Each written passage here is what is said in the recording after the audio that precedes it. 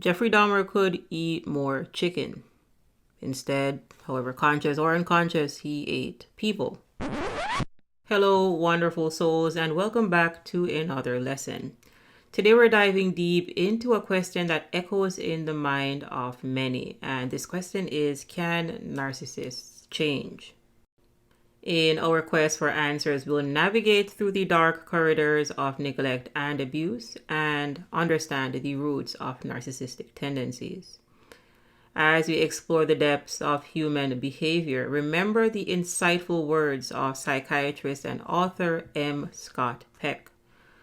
The evil that surrounds us is not ours to cure, but first to recognize.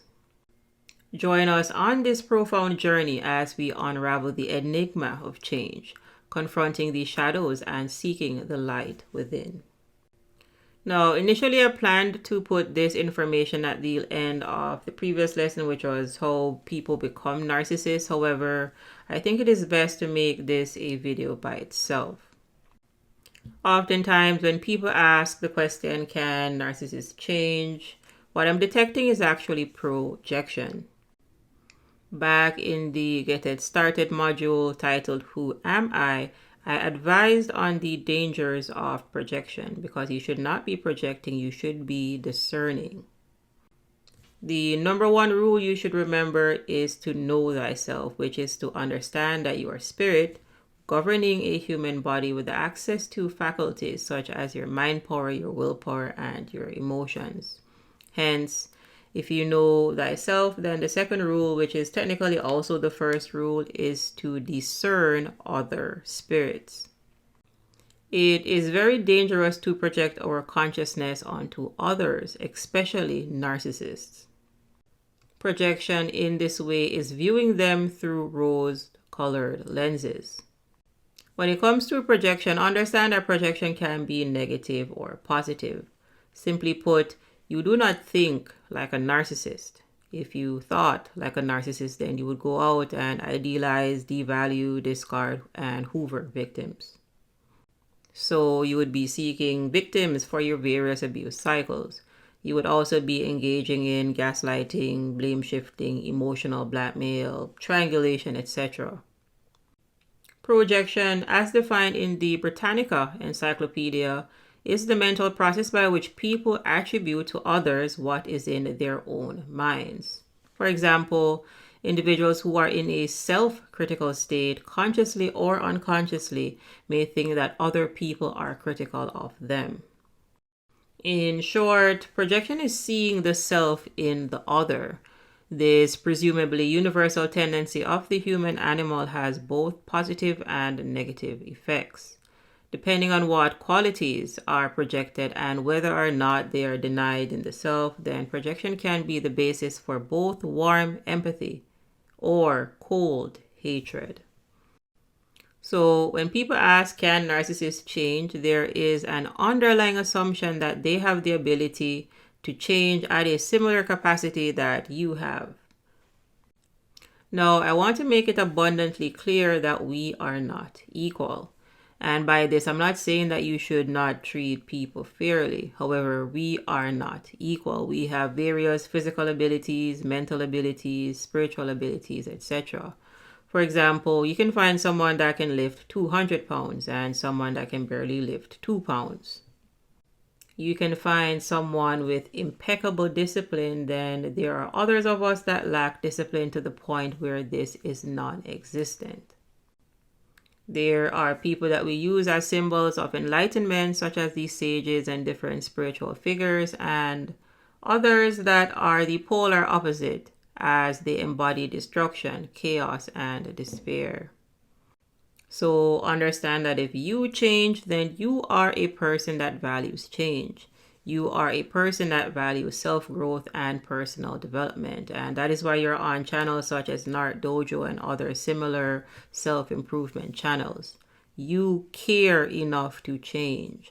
Pathological narcissists are not knowledge impaired. They are empathy impaired. They essentially do not care. It is of the utmost importance that you understand that we are different and abusers do not think like you.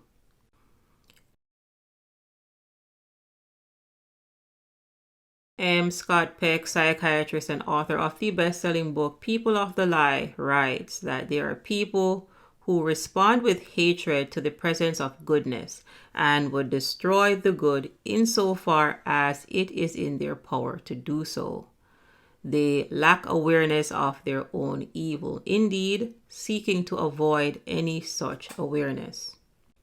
They hate the light and instinctively will do anything to avoid it, including attempting to extinguish it.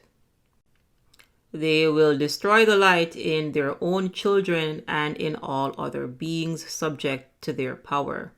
Evil people hate the light because it reveals themselves to themselves. They hate goodness because it reveals their badness. They hate love because it reveals their laziness. They will destroy the light, the goodness, the love in order to avoid the pain of such self-awareness. Evil is laziness carried to its ultimate and extraordinary extreme. Evil people will take any action in their power to protect their own laziness to preserve the integrity of their sick self. Rather than nurturing others, they will actually destroy others in this cause.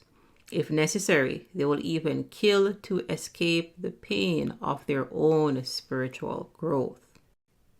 As the integrity of their sick self is threatened by the spiritual health of those around them, they will seek all manner of means to crush and demolish the spiritual health that may exist near them. Evil, then, is the imposition of one's will upon others by overt or covert coercion, in order to avoid extending oneself for the purpose of nurturing spiritual growth. Evil, again, put simply, is the opposite of life. It is against the living. It is against building and growing. Evil people are filled with darkness, and eventually you will see darkness outside, and when it manifests outside, then you're going to see chaos, drama, trauma, abuse, neglect, etc. Now, here's the thing. Getting in the realm of can a narcissist change is putting us in the realm of possibility versus probability. So, is it possible? Well, a lot of things are possible. However, is it probable? Not so much. Jeffrey Dahmer could eat more chicken. Instead, however conscious or unconscious, he ate people. Here is a word of caution. You should be mindful of the cannibal that invites you to dinner. This is because you may be the one that is on the menu. Pathological narcissists have pathologically low self-esteem. And the best way to think about this is to think that there is a thorn in the middle of the narcissist's back. And the thing is, they've had this thorn for a very long time. We're talking about since childhood. However, they have accepted the pain of the thorn in the middle of their back. So while it may seem very easy for you to, reach around there and help them, they believe that that is going to cause them more pain. So what I'm saying is they have already accepted the nature of who they are. So when you come along bright-eyed and bushy-tailed wanting to help them, they're not going to accept your help because they believe that you are manipulating them. You already know who narcissists are. They are the villains. They are the antagonists in any movie or series that you watch. If Gaston from the Disney's The Beauty and the Beast wanted to change, then he would. So imagine Gaston having a heart-to-heart with a therapist about his insecurities. Now, that would be a Disney sequel worth watching. Sure, in an ideal world, therapy, self-awareness, and a deep commitment to personal growth can help a narcissist gradually shed their mask and confront their vulnerabilities. However, why would they? Narcissists have demonstrated in their behavior that they are perfect and do not need to change. They are filled with pride.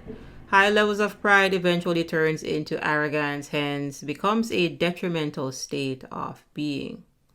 Arrogant pride involves an inflated sense of self-importance. a lack of humility, and a tendency to belittle or look down on others. This form of pride is associated with a false sense of superiority, which separates individuals from others and can lead to a lack of genuine connection and understanding. Pathological narcissists believe that you are beneath them. Pathological narcissists do not believe in equality, they believe in inequality. And what is a belief? A belief is simply a thought that you think of continuously. It is a repetitive thought. Narcissistic personality disorder, antisocial personality disorder, again, the sociopaths and the psychopaths have a psycho-spiritual illness. Most clinicians only study the psyche. While not inaccurate, this is an incomplete picture of what you're dealing with. Their compromise is at the spirit level. You are dealing with people that abandoned themselves, so essentially they dissociated since childhood, and instead they have been living via their ego, and the ego is a false self. The ego is the mask. They live predominantly through their ego, hence they are programmed backwards.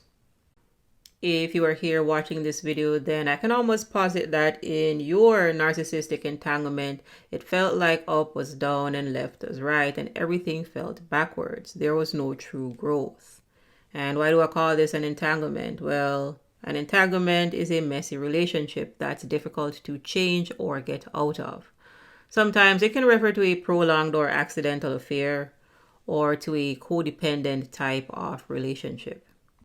The type of relationships that don't seem to end because there's a constant back and forth. Entanglements are defined by dishonesty, insecurity, and a lack of relationship growth. In a narcissistic entanglement, you were in a relationship of one. Pathological narcissists simply do not exist. You are dealing with a mask. And what is the mask? It is the ego. And what is the ego? It is a mind-made construct created by a child that now exists inside of an adult's body. This is why you felt like you couldn't truly know them. They do not exist. You are interacting with a mask, and the mask is a figment of a child's imagination. Narcissists exist in the upside down. It is a dimension that is parallel to the human world. Human beings are multidimensional in nature. Narcissists exist in an alternate dimension, a delusional reality, because they're not operating out of their true self. They're not operating out of their true spirit. They abandon themselves. They disassociated from themselves and identified with an ego. You are dealing with a captain that abandoned their ship. The driver is in the back seat. In order for a narcissist to change, they would have to be a completely different person. However, they have been down a dark path for so long that for them it doesn't make sense to turn back. As we conclude, let us remember the power of awareness and the courage to face our deepest shadows. Reflecting on M. Scott Peck's wisdom, the path to awareness lies in questioning everything. Thank you for joining us on this enlightening journey. Stay curious, stay compassionate, and always seek the truth within. Until next time, keep shining your light, for it dispels the darkness in our world. I hope to see you in our next lesson.